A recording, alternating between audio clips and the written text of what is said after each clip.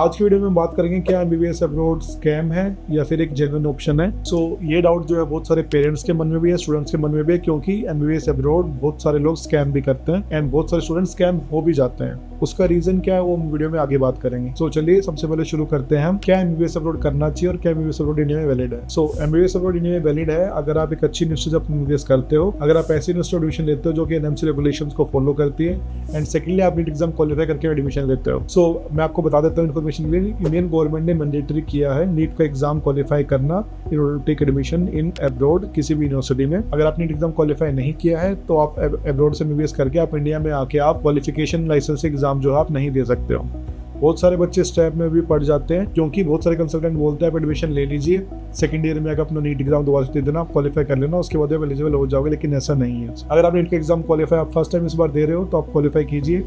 अगर आपने ड्रॉप लिया है और आप पहले लास्ट ईयर या उससे पहले 1 साल पहले आप क्वालिफाई कर चुके हो तो भी आप एलिजिबल हो एडमिशन लेने के लिए। इसके बाद हम बात करते हैं एनएमसी रेगुलेशंस के बारे में। मेक श्योर सबसे पहले जो भी यूनिवर्सिटी आप अप्लाई कर रहे हो एडमिशन के लिए, उस यूनिवर्सिटी का जो कोर्स है एमबीबीएस का वो कंप्लीट इंग्लिश मीडियम में होना चाहिए। सेकंड, मिनिमम कोर्स ड्यूरेशन जो है वो 54 मंथ्स की होनी चाहिए। थर्ड, 1 ईयर की इंटर्नशिप जो है यूनिवर्सिटी में आपकी कोर्स के अंदर इंक्लूडेड होनी चाहिए। ये तीनों जो है पॉइंट्स आपको फुलफिल करने हैं। जो यूनिवर्सिटी में तीनों पॉइंट्स को फुलफिल नहीं कर रही है, फिर क्लियरली इसके बारे में क्लैरिफिकेशन नहीं दे रही है, ऐसी यूनिवर्सिटी में मत जाइए, क्योंकि एमबीबीएस अब्रॉड स्कैम नहीं है। गलत यूनिवर्सिटी चूज करके वहाँ पे जाना वो आपके साथ गलत हो जाता है, तो उस चीज़ में आपको ध्यान रखना है। कोई भी कंसल्टेंट आपको बोल दे रहा है कि इस यूनिवर्सिटी में चले जाओ, इसमें चले जाओ, ये अच्छी है, उस पर आपको ट्रस्ट नहीं करना।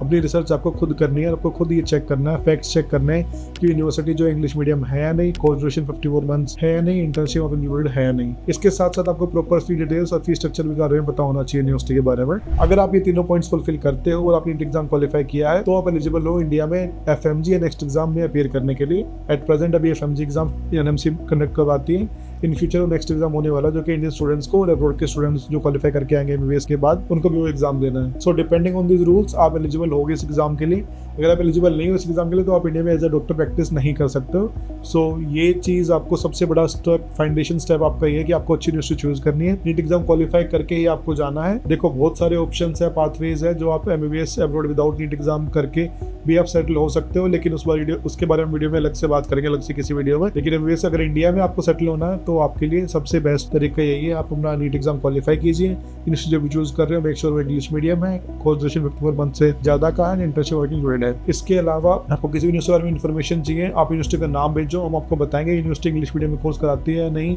बाइलिंगुअल तो नहीं है। इसके अलावा वहाँ पे जो है इंडियन स्टूडेंट्स स्टडी करते हैं नहीं, क्या वहाँ का फीस स्ट्रक्चर है, इंडियन कम्युनिटी वहाँ पे कैसी है, कितने इंडियन स्टूडेंट्स वहाँ पे पढ़ रहे हैं, कितना इजी वहाँ पे ट्रैवल करना है, वहाँ पे कैसा मौसम रहता है, इंडियन फूड अवेलेबल है या नहीं, आपको सब इन्फॉर्मेशन ऑन ग्राउंड रियलिटी आपको हम इन्फॉर्म करेंगे।